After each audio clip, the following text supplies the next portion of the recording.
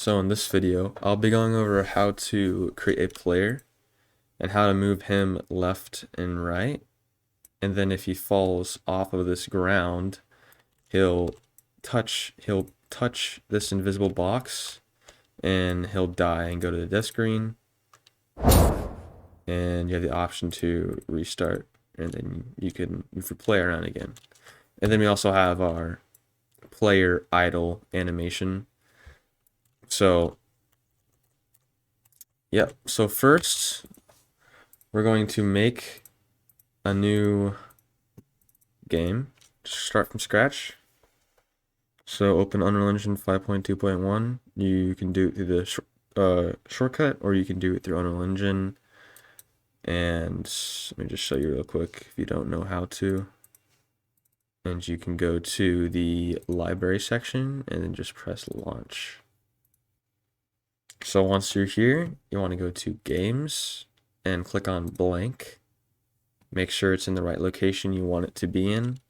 And then I'll just name this 2D tests. Actually, no, I can't start with a number. Tests. Make sure it's on Blueprint. All this needs to be on by default. And then you just press create.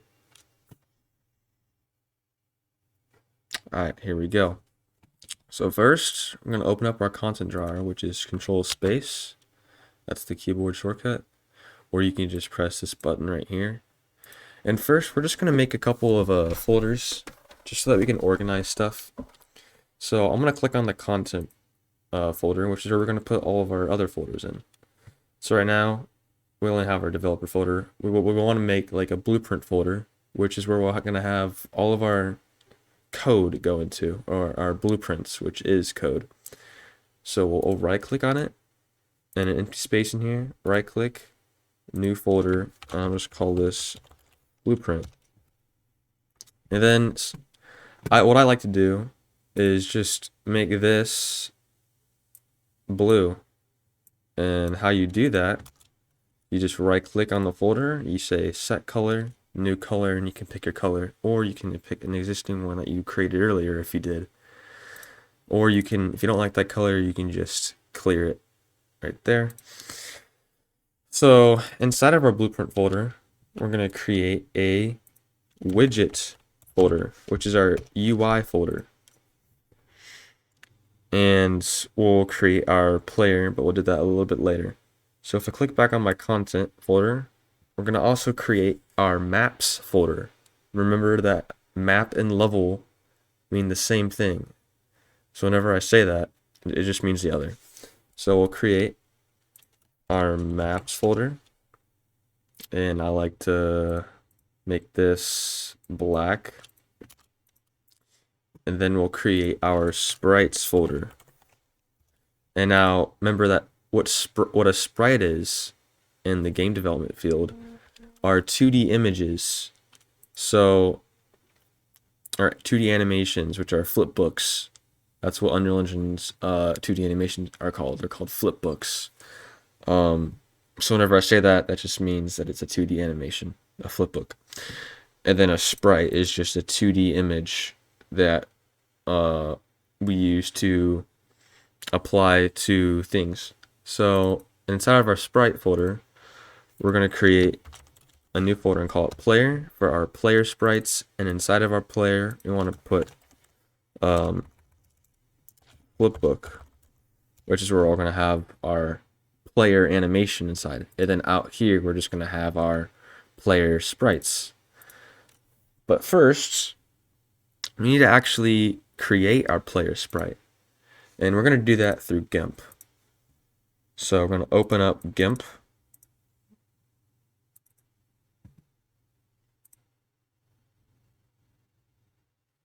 We're going to zoom in all the way. And then we're going to go to Tools and Toolbox so that we can see all of our tools, and click on the colors so that we can see all of our color options. And so remember, this is your eraser tool. This is how you can erase things. That's your pencil tool. This is your paintbrush tool. And this is your bucket fill tool. So if you create a new image and you select this with the color that you want and you press on the image, it will make that entire image that color instead of you just drawing over it. It'll make the entire image covered. So if I can show you real quick, I'll create a new image, and I'm gonna make our floor, not our player first. I'm gonna make our floor, which is gonna be 100 for the width and 50 for the height. Now, we need to also remember these two numbers so that we can apply it back to Unreal Engine when we extract the image into a sprite. So 100 for the width, 50 for the height, and we press OK. Now, if you have a mouse, you can press the Control key and the scroll key to zoom in. And if you have your grid on for some reason, you can press Control G to turn it on and off. Or if you don't know, or if that doesn't work for you and you're not using, or if that keybind doesn't work for you and you want to see the grid, you can press View and then Show Grid. So right now, I don't need it. I'm just making a floor. It's just going to be one color. So remember, this bucket fill tool can make our entire image one color. And right now, you can see that it is gray. It isn't red, which is selected. So how do we fix that? Well, first, I'm just going to undo that, which is Control Z. And I'm going to go to Image, Mode, RGB. Right now we're on grayscale, so any color we use in here is just going to be gray. So we need to make it to RGB. And now, if we press on it, you can see that it's red because we're in RGB mode. But I just want to make the ground, I don't know, like a green or yellow, like ish. And now that's all I need. So I can just export it. It doesn't need to be a PNG because the entire image is full of color. So we'll just export it. And then I'm going to just name this floor export. And then export. Make sure that is a PNG file or an FBX file. Now, I did say we don't need to have it a PNG, but a PNG also works. So Unreal Engine usually uses FBX and PNG to import images. So now, if we go to our folder, our file manager, and where we saved it, which is in our document, you can see that it's saved here, and this is what it looks like. Now, if we go back to Unreal Engine, and we go to our content drawer, and we go to our sprite folder, we also want to make a new folder called floor, which is where we're going to import our floor image. So we'll say import right here once we are inside our floor folder, and we're going to go and click on our floor. Now, to save this little asterisk or whatever it's called, like this little logo right here, that means that it needs to be saved. Right now it's not saved. So there's 3 ways you can save this. One, you can press Control S for the keyboard shortcut, or you could press Save All, or you could go here and press Edit or File, and then you can go to Save All. Now, you see this save button right here. This does not save all. This does not save what's in your content browser. This only saves what's actually in this level. So if I were to add an object into this map or level, then I can save it. So right now we have our floor imported. Right now it's just a texture. We need it to be a tile set, but first we need to make it into a 2D texture setting. Now we don't really have to do that, but it's good practice because applying a 2D paper 2D texture setting, what that does is that if you have a PNG, which is what it was, but it doesn't need to be, if it was a PNG and you didn't have that applied, it's not going to actually register as a PNG. So you need to apply it so that it is a PNG, which we just did. So now we need to make it into a tile set. So you right click on it, sprite actions, and then create tile set. Now you open it back up and you Control S to save. And now you click on this. And now I said to remember the height and width numbers, which are 100 for the width and 50 for the height. So now you save it. And now if I were to add this in, let me just show you real quick. Oh, well, first we need to make a new level. I'll go back to this in a second. First, we need to make a new level. Because right now this is the Unreal Engine default level that opens up when you create a new project, and we don't want that. This is a 3D map. We want nothing in our map so that we can make it into a 2D game. So right now, if we go to our map folder and we say File, New Level, Empty Level, Create, save it, and now we want to save it in our maps folder. And now we can rename this. We'll just name this main level. Create or save. And now it saves into our maps folder. And now we can just click on it, which is already open. So remember, if you see that other map for some reason, you just need to go back to maps and then main level, which will bring you back to this map. So there's nothing in this map at all. Nothing whatsoever. And we want to add in our floor, which is what we were trying to do earlier. Well, first we would have to make this into a tile map. But if you were to add in a tile map, let's just do it right now. We'll call it floor underscore TM for tile map. You save it and open it. If we click on this is what we just created. And we drag it and we save it. What's going to happen is that when we drag it into our game and make everything back to 0, which is where our player is going to start, and we add in our player, which is going to be here eventually, he's just like as soon as we press the play button, he's just going to fall through the ground like it's not even there. And that's because we have not added a box to it. And right now we have these little squares. We don't want that. We want this to be one image itself. So remember how I say we need to remember those two numbers? That was 100 by 50, which is this, and then we just add a box and then we save it. Now we can close out of it. So that box that we just added onto, that makes it so that the player can actually walk on top of this image instead of him just, falling right through it. So that's what makes the actual image physical. And now we have to delete this tile map because it didn't have what we just applied to the tile set. So now we need to recreate our tile map, and we'll just call it floor underscore TM for tile map. Enter, Control S to save. And now we can open it back up. And now if we click on it, it selects the whole thing. It doesn't select a square. And we can just add on to it now. And something else good to know that's really cool is that if you want to actually like right now you can't add more of this image to over here. It has to be inside of this box.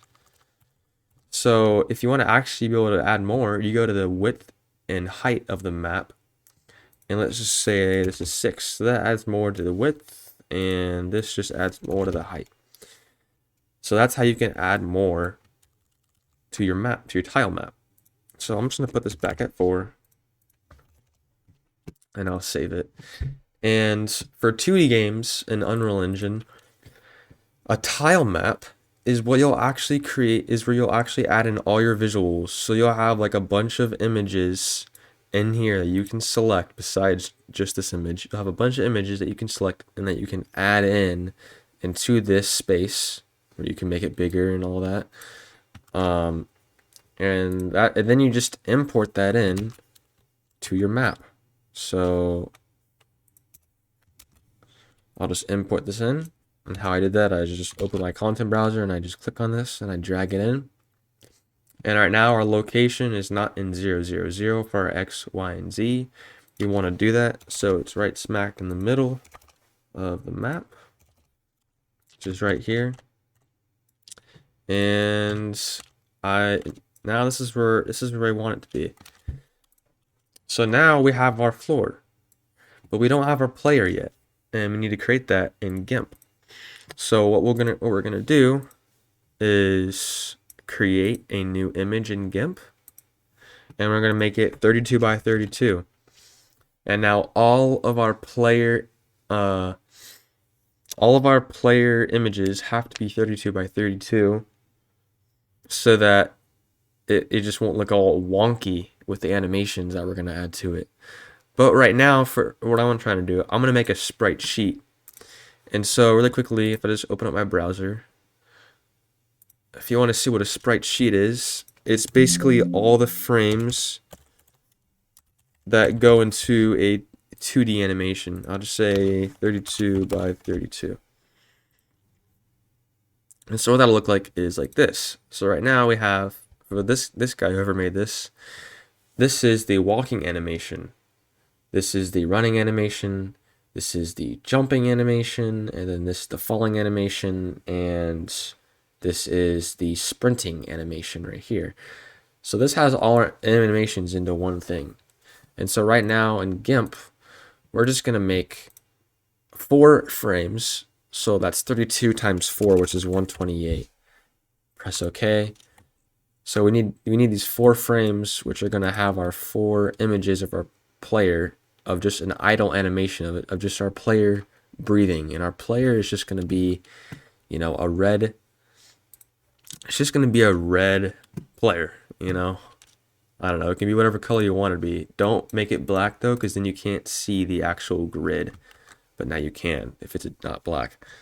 So let's say that your grid is not showing up as 32 by 32, which is what it's set to right now. Remember the keybind is Control G.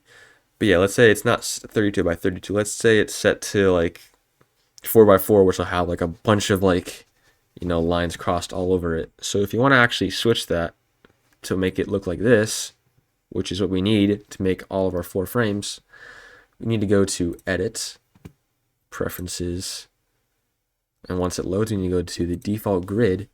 And right now mine's set to 32 by 32. So let's say it was set to 4.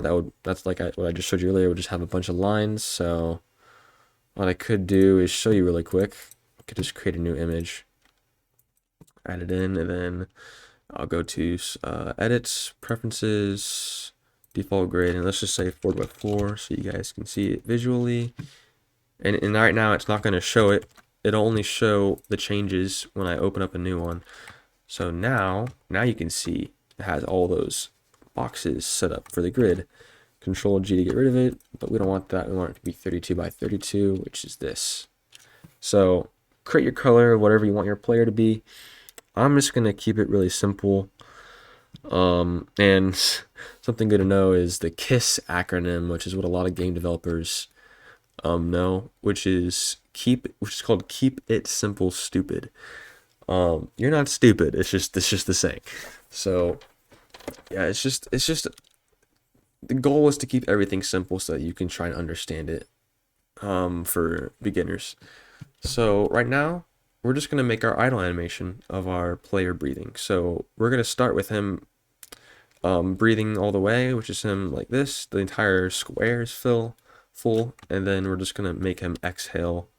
And I'm just going to do that by getting rid of 2 lines. And then he's going to exhale some more. I'll just get rid of 2 more lines. And then he's going to inhale 1 more, which is the same exact one as these 2 right here. So right now he's going to exhale, and he's inhaled all the way. He exhales 1, he exhales another one, he inhales, and then it repeats to this one, and then it'll just repeat that animation over and over and over again. So now we're almost done. Right now we have this white part, which we don't want. We can't delete it, but we want to delete it. We want to make we want it to make it into a PNG so that this is see-through. And that's really easy. What you need to do is go to Layer, Transparency, and Add Alpha Channel. And then you need to go to this Fuzzy Select tool, and you can just select anywhere on the white, and it'll select this entire thing of white. And now if you go to the grid, you can see it. It has all this white selected. And then if you want to get rid of it, you just go to Edit, Clear. And now we got rid of it. You can just click an empty space to deselect everything, or you can just select none to deselect something. So now we're done. So we just got to go to File and then Export. I'll just name this Player Sprite Player idle sprite sheet. Remember, the sprite sheet is just all the animations of our player. And we'll export it. And we'll replace. I already had one named that. And yeah, we're done. We can just close out of this now. And if we go to our file where we saved it, which is in here, we can open it up. Now you can see that it's see-through right here, which is what we want it to be. And then so when we import this into Unreal Engine, we're going to separate each frame by frame and export it into a sprite. And then into a flipbook, which is the 2D animation. So we need to go back to Unreal Engine. You can close Gimp. We don't need it anymore for what we're doing right now. And we need to go to our sprite folder, player, import, and then the image that we just created. So right now, if we click on it, it's kind of blurry around the edge. You don't want that. It doesn't look that good. So we apply, remember from earlier, apply PlayPair 2D texture settings because this is a PNG. And now if you click on it, now it's not all blurry. It's super crisp looking and it's nice. So you can get rid of it. That's what applying it does to the texture. And then now I want to create tile set. Actually, no. We want to extract the sprites. We don't want to add this to the map. We want to extract the sprites frame by frame. So we click on that. Now if we zoom in more, I'm going to show you what it's going to do. Right now, it's set to auto, which the Unreal Engine just sees this as one image, just like Gimp did. So if we want to actually separate this into 4 different frames, we need to make this select sprite extract, whatever this is called, sprite extract mode, and select it to grid, and then make this 32 by 32, and now it'll split it up into 4 separate frames or images. And you just press extract. You can save it. And now we have that. Close out of that and open up it again. Our content browser. And now we want to actually make our animation. So we have all of our sprites, which are all of our frames. They're all our frames. So we just need to select all of them, right click on it, and then create our flipbook. I'll just name this player idle underscore FB for flipbook. Save it. We can add it into our flipbook folder. Now if I open this, you can see how Unreal Engine just automatically added all the sprites together and made it into an animation. So right now, looks like our player is breathing super fast. We don't want that. But if you guys were in class earlier, and you remember how Farouz said that it'd be kind of cool to make the player breathe heavily like this if he was low on HP or health. So you can do that later. But right now, we're just going to make him slow down in his breathing. We're going to make it fairly slow, like that. It's still kind of fast, but it's fine. I guess we can make it a little bit slower. I like 3. 3 is good. We'll close out of it.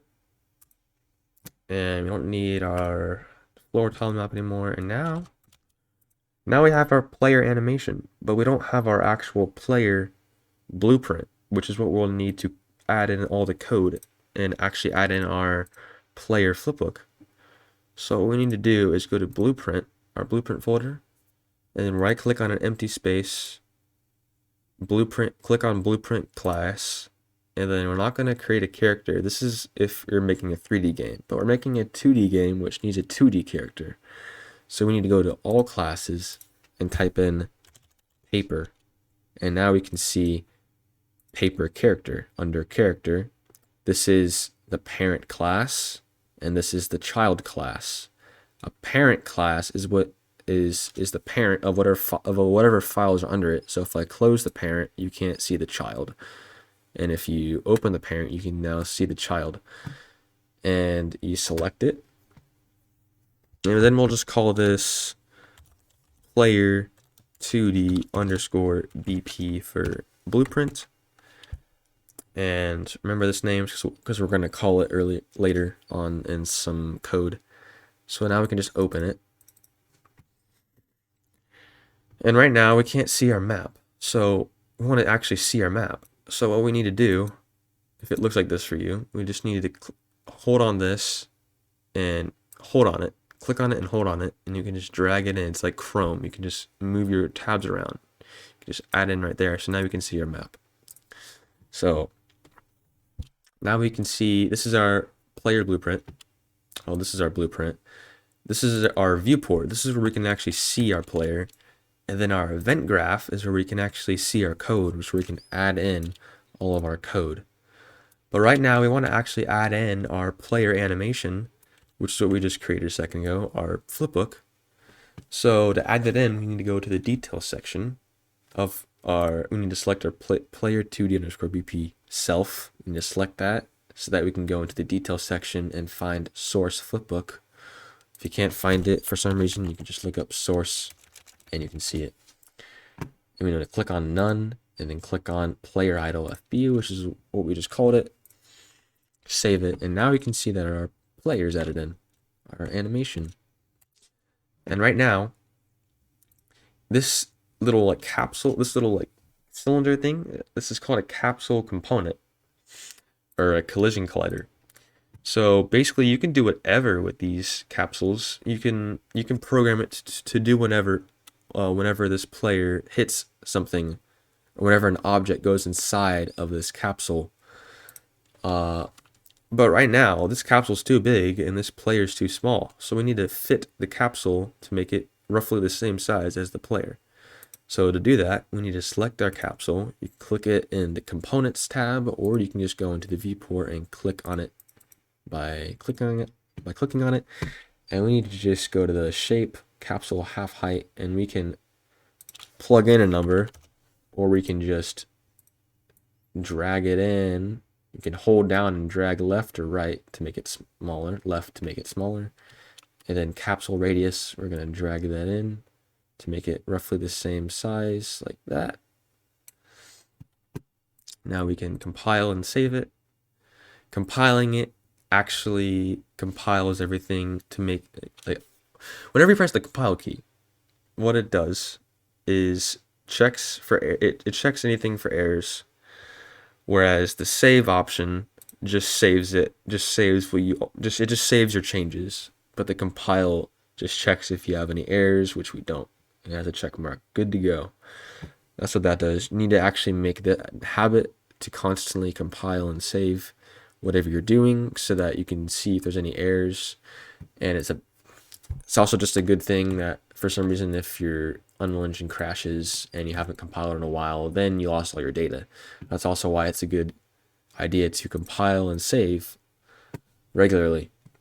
So now we can add in our player. So we can go to our blueprint and we click on this and we drag it into our game. Remember to make it 0, 0, 0 on all the axes so that it is on the same area as our floor.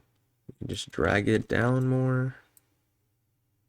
Oh yeah, one more thing. We need to fix something. Right now, our player, like the square is in the center like this, but we want this to actually be moved down right there, which will allow the player to actually be flat along with the ground instead of just be hovering like this. Like right now, if I were to play that, it just hovers. But I need to go back to this and I need to select our animation and then make it level with the bottom of this capsule.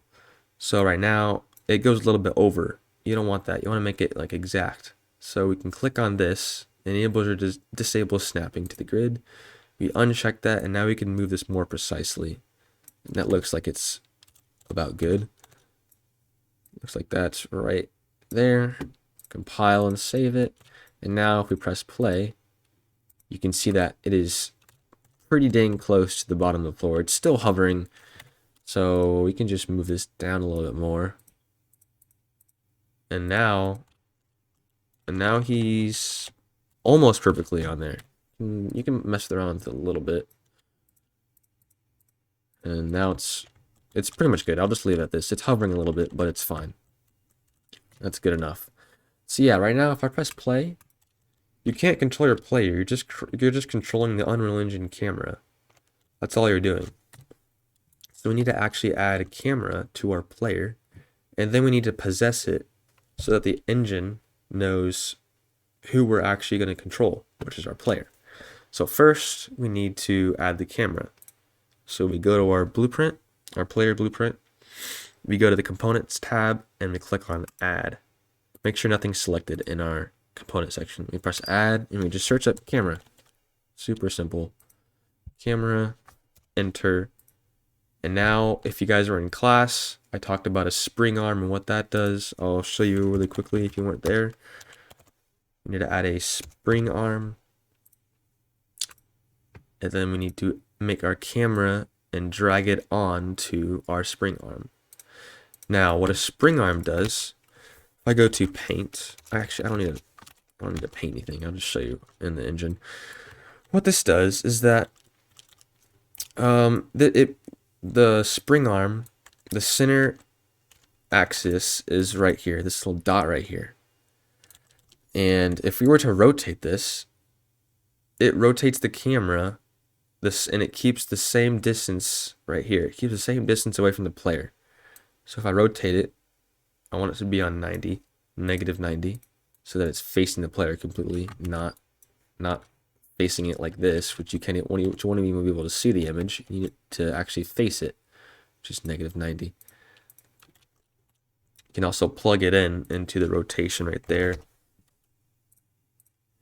So yeah, it keeps the same distance away when you rotate it. Now, if we didn't have a spring arm, let's just say I select my camera and I rotate my camera. It just rotates that object where that camera or whatever that object axis is, the center axis. Whereas the spring arm rotates it on wherever you want that object to rotate on, and it keeps the same distance away from it. So there's that. We'll save it. That's why I want a spring arm. And then we can click on this, and let's say we want our player to look a little bit closer to the camera. And now if I press play, nothing really changed because we haven't actually possessed our player in the engine. So in order to possess it, we need to click on our player or click on it in the outliner, which has all your objects in the map. We click on our player, we go to the Details tab, and we type in pawn. We can scroll down to Auto Possess Player. Now this is where we can possess the player. We need to set it to player 0, which is the very first one, player 0. And this lets the game know that we want to control this player. And that's who we're going to be control as soon as we press play. So now if I press play, now it centers it to the player. But I can't move the player around. I can't move him around at all. So I need to actually start adding in the code to make him move left and right. So first, we need to actually add the keybinds to make him move left and right, which will be the A key, the D key, or the left arrow key, or the right arrow key. So to do that, we need to go to Edit, top left, Project Settings, and then find Engine, scroll down to Input under Engine, and we need to add a new access mapping. Now, access mappings are for anything that involves movement. So like moving the mouse around, if you want to program the mouse to do something when we move it around, or program our keys to make something move if we press the key, like moving left and right, which is what we're going to do. That's meant for access mapping.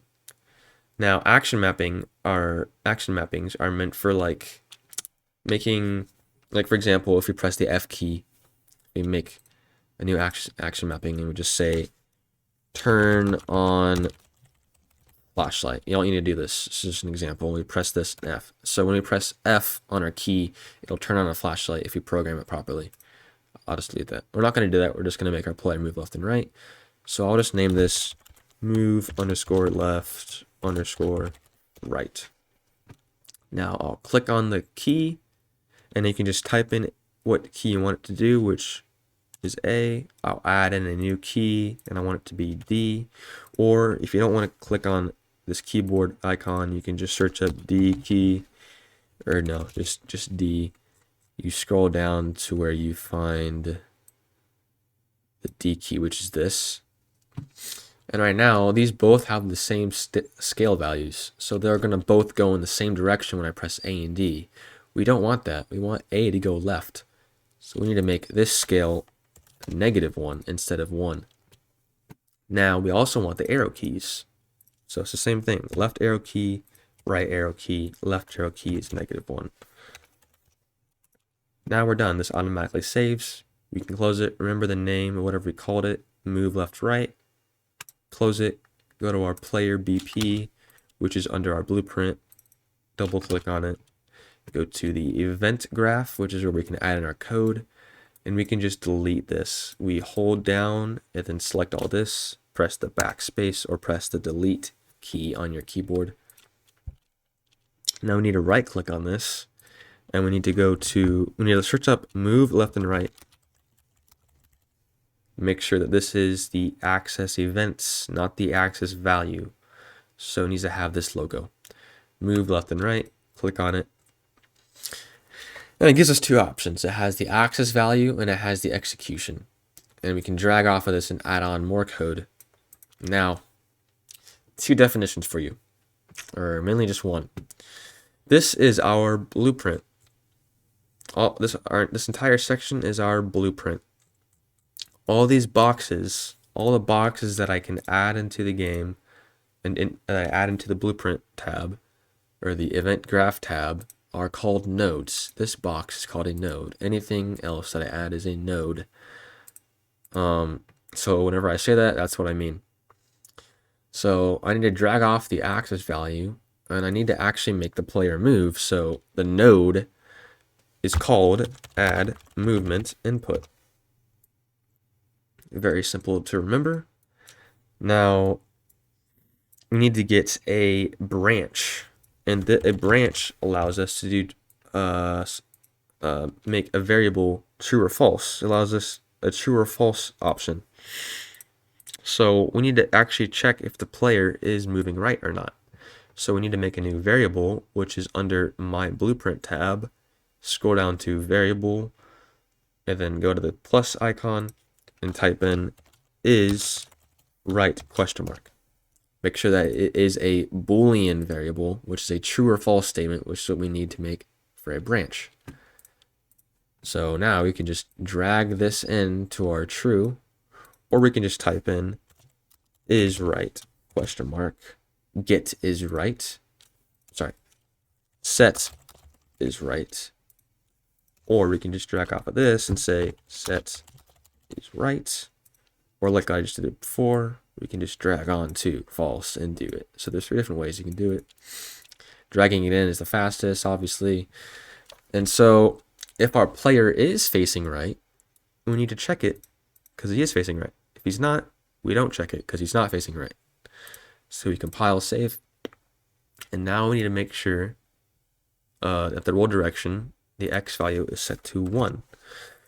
This just allows him to actually move left and right, as well as adding a greater than symbol. You can type in that symbol, or you can just type in greater. And we can connect this to our condition. Red goes to red. And make this 0.1 or 0.2, whatever you want. It needs to be a small number. And now we're done. This is all we need to do to make our player move left and right. And so what you can do is to organize this more once we add in more code eventually. We'll just select all of this and we'll type in C, which is a comment, and we'll just type it move player left and right. Compile and save. That just makes things easier to look at. That makes you, like, if you have a lot of code, you can make it so that you can find it easier. So yeah, now if we press play, when we select our map, press play, we can move our player left and right. So cool. Pretty simple. So yeah, we can see our player idle animation but we don't have a running animation, which is fine, and we don't need to right now. I just wanted to show you how to add in an animation, how to make it and add it in. So now we have a simple little, movement system to our 2D player or our 2D game. I want you guys to try this instead of just watching. I need you guys to actually apply this and actually try it on your own and try and create this. But this is what we need. This is what you really should try to do. But I'm gonna add in more stuff to make it a little more fun. Like I'm gonna add in like a little invisible box so that if the player falls down off the edge, he can die. He won't just infinitely be falling off. So it'll say like you died when you fall off. I'll add that really quickly. So what we need to do is go to our blueprint folder and we need to right click on an empty space and go to blueprint class and click on actor. It's going to be an actor blueprint, and you can name this whatever. I'll just name this void death underscore BP for blueprint. I'm going to double click on this, and now we need to actually add that invisible box, which we need to go to the component section tab, click on add, and we need to type in box collision. Now there's also the capsule collision, which is what our player has. Remember, that's what our player has. We don't want that. We want a box collision. And now that does the same thing as a capsule collision. That just, so like whenever an object goes inside of this capsule, we can do code to make it do whatever. And when it exits it, we can add code and make it so that when that object exits it, we can add code and make it do whatever. So we need to go to the event graph to actually add in the code. We can delete this again. Then we need to right click in our component section, click on box, right click on it, add event, add on component begin overlap.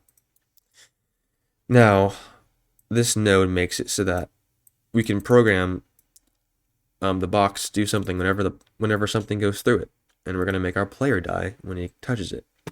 So first we need to actually call our player, because right now the game doesn't know who's going to die whenever something goes through it.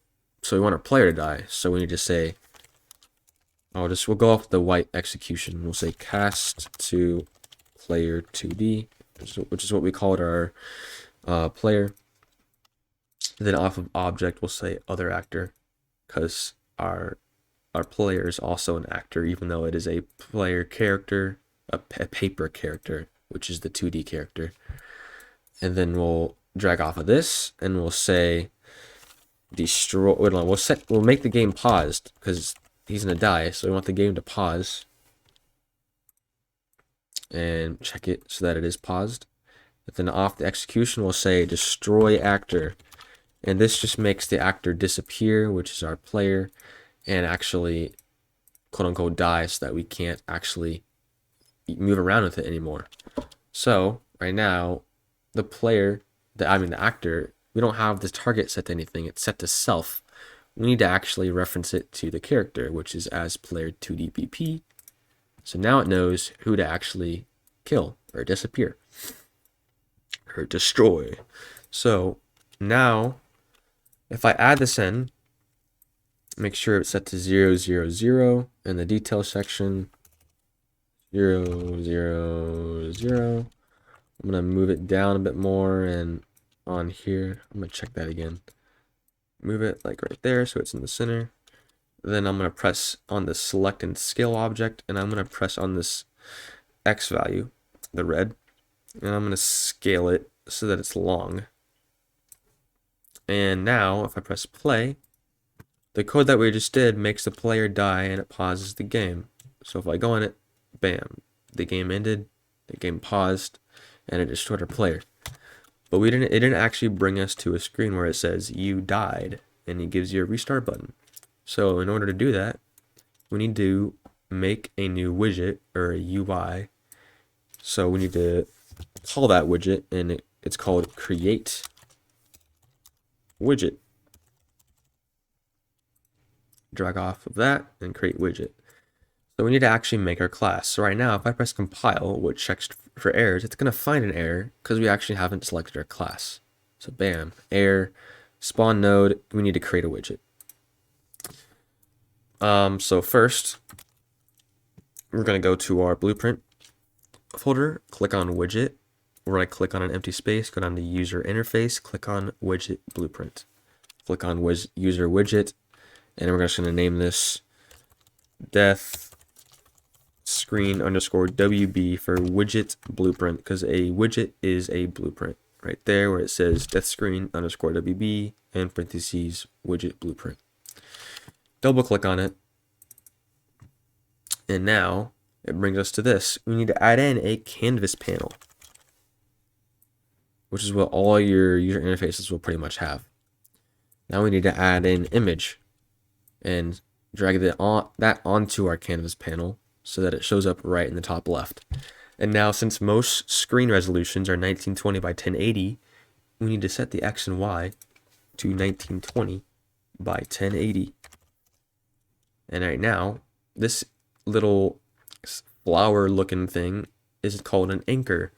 We need to anchor this image to the middle of the screen so that this image won't move around. Right now, earlier, it was in the top left. And occasionally it can make the image move all the way up here. We don't want that. We want it to be in the middle of the screen. So we compile and save it. And now I'm just going to make the color and opacity of the image red. Kind of just sets the mood of the player actually dying. Save it. Now we're going to add in our texts. We're going to make the box bigger and go to font and make the size bigger, and we're just going to type in under text, "You died." Now we can actually change the font. Right now, these are the Unreal Engine default fonts, so you can add in a font if you download it from the browser. But I don't need to right now. So just make this box the same size as this. We're gonna anchor this toward the middle, make it go down, and then we're gonna click on this, hover our cursor over the image so that we can see the X and Y grid looking thing, and then center it. And now that's in the center. This won't move around because the anchor is in the middle of the text. And something good to know also is that you can name all of these. If you click on your background image, you can go up here and you can just call this background image. And I'll just make this called "You Died" text. You don't have to do that, but something good to know. Now we need to add in our button so that our player will die. So that our player can restart the game. So we need to click on the button, drag it in. We can zoom in on it to make it bigger, anchor it toward the middle and drag it down. You can zoom in. Remember, control scroll wheels to also zoom in again. You can use the arrow keys to center it more. Compile, save. And I'm going to add in the text that says restart. Now, if you drag in this text and you hover it over the button, it's going to automatically center it to the center of this button. And we're just going to make the font size bigger, and we're going to rename it Restart. And we're just going to make the color black so you can see it easier. Compile and save. Now, I'm not going to add code to it yet. I want to show you what's going to happen when it shows this screen. So now we created our user widget. We need to go back to our void death so that we can actually call our class, because it has an arrow. We need to reference our class, which is called Death Screen. Click on Death Screen, and now we have our class. But if we press play, it's still not going to show it because we actually haven't added it to the viewport. We haven't added it to the camera so that we can actually see it. So we need to click off return value, drag off of it, and say add to viewport. And now just straighten it up. And now it'll add it to our viewport. We can save it and go back to our main menu and press play. Now if I fall off the edge, bam, it'll show your widget that you just created. But I can't even press the button because I can't even see my cursor, my mouse cursor at all on the screen. And even if I did show it, I couldn't, I could press restart, but it wouldn't restart the game because I actually haven't created the code to restart it. So you press escape to end playing it, and then you go to your void death. Actually, no, you need to go to your death screen. And then to actually add in your code to your widget, you need to go to the graph section. Right now we're in the designer, which is where we can add in all the visual elements to our widget or to our user interface. But we need to go to graph to actually add in all the code and all that. So we need to go to the event graph tab. We can get rid of all this again. Then we need to show our cursor. So first we're going to say event construct. We're going to click on it, and what this does is this node is used for calling something as soon as this user interface or widget is used. So as soon as it shows up when we die, this event construct node will do whatever we make it do immediately as soon as it shows up. So we're going to make it show our cursor immediately. So we're going to say set show mouse cursor. We're going to uncheck context sensitive, and now we can say set show mouse cursor. I'm just going to check that again. And we're going to check it because we do want to show our cursor. And now we need to reference our target, which is going to be our player. So right now it gives us an error because we haven't referenced our target. So we need to drag off of this. I'm going to say get player, which is the person that we're moving around, controller, which is right here. Click on that and make sure it is not the wrong player controller, because there's also this player controller. If I show you in a sec. If you uncheck context sensitive, if you forgot that, check that again. There is this player controller, and you don't want this because it shows another target. You want the regular player controller, so we need to check context sensitive and say get, I can't type today, what is happening? Get player controller, which is this one right here. So it doesn't show the target again right here. And now we shouldn't have any errors. It should be done, and it should actually show our cursor. Now, remember, to organize it, we can just select all this and press C, and we're just going to say show, still can't type today, show mouse cursor. And now that'll show our cursor. So if we press play and save everything, we now see our cursor. But remember, we haven't coded the button yet to restart the game, so we need to escape or end it. And we need to go to this, and now we need to actually make our button a variable so that we can code it as soon as we click it. So when you go down, once you make it a variable, you need to scroll down in the details section to on clicked on events. So you can also type in on clicked, and you can just add that in, and that adds it into the graph, event graph section. And now it just says button 0. If you want to make it more clear, remember that you can rename it. I'll just rename this restart button. You save it. So now it's renamed to restart button. So as soon as we click this, we want the game to restart. And it's just one node. It's just get game by get level, no, what's it called? It's called open level by object reference, not by name, by object reference. Center it, and then you click on the level, and it's the main level that we're doing, which is called main level. So we'll click on main level, or if you have a lot of maps, you can just search in main level. And now when you press restart, it'll restart the game. I'll just comment this restart, and we can drag that up to make it look nicer. Now we're done with the death screen. Now if we press play, we go off the edge, bam, You can press restart and it opens up our game again. And you can infinitely do that over and over and over again. No problem. There's that. And if you want to make it even more cool and add a sound when the player dies, that's just one more node. It's super, super simple. So I close out of it. You can go back to your widget, go back to the graph, and actually no, close this out. You need to add the sound in your void death. So we need to actually add the sound as soon as the player dies, which is when he hits this invisible box.